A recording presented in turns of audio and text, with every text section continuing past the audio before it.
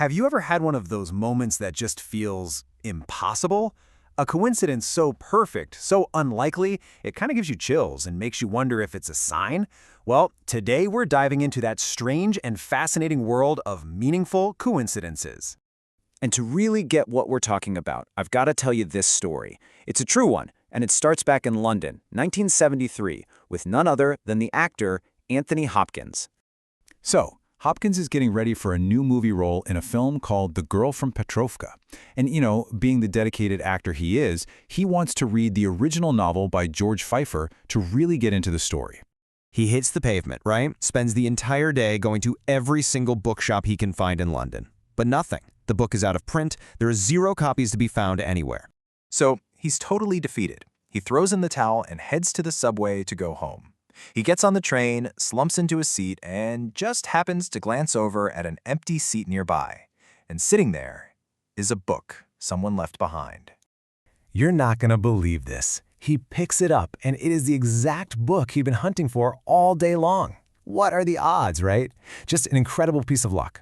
But hold on, because that's not even the craziest part of the story. Fast forward a few months. Hopkins is on the film set, and he actually meets the author of the book, George Pfeiffer. Hopkins, of course, can't wait to tell him this unbelievable story about how he found his book.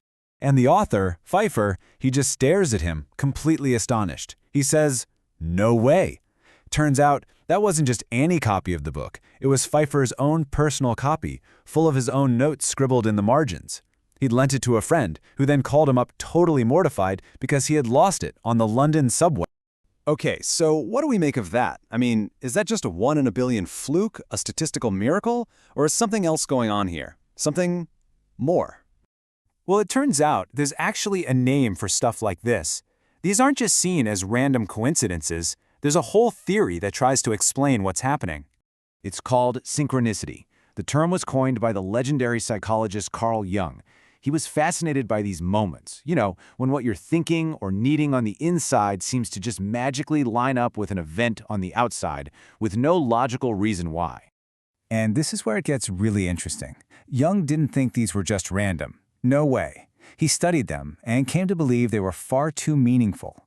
He thought they were glimpses of a hidden order to the universe, a deep connection between our own minds and, well, everything else. And this isn't just some fringe, mystical idea. It actually kind of bumps up against concepts in modern physics. I mean, think about what Einstein said about reality being an illusion.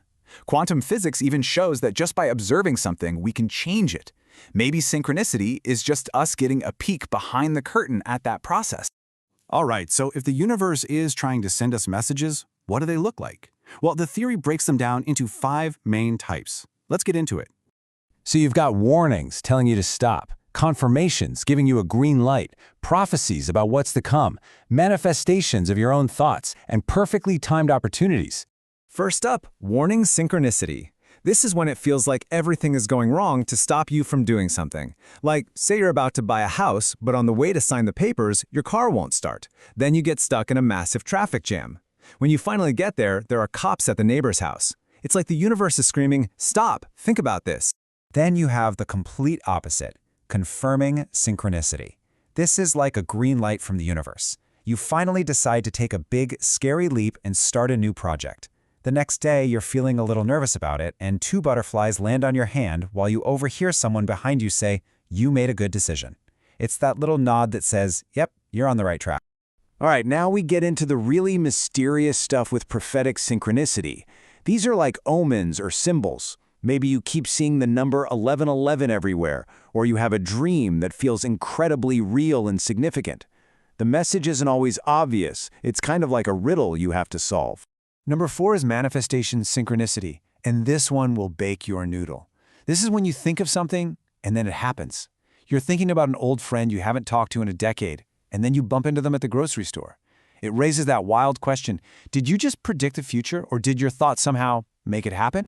And last but not least, opportunity synchronicity. This is when the universe basically rolls out the red carpet for you. The perfect person, the perfect solution, the perfect idea just lands in your lap right when you need it. Everything just clicks. It feels easy, joyful, and totally meant to be. Okay, so this all sounds pretty amazing, right? But the big question is, how do you actually start to notice this stuff in your own life? It's really about learning to pay attention in a new way.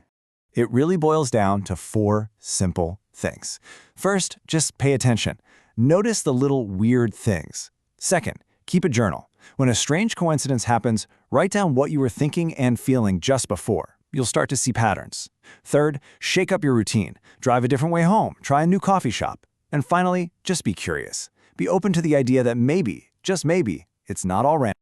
Because when you start to tune in, your life can feel less like a series of random accidents and more like a conversation, a partnership with this incredible, mysterious universe we're a part of.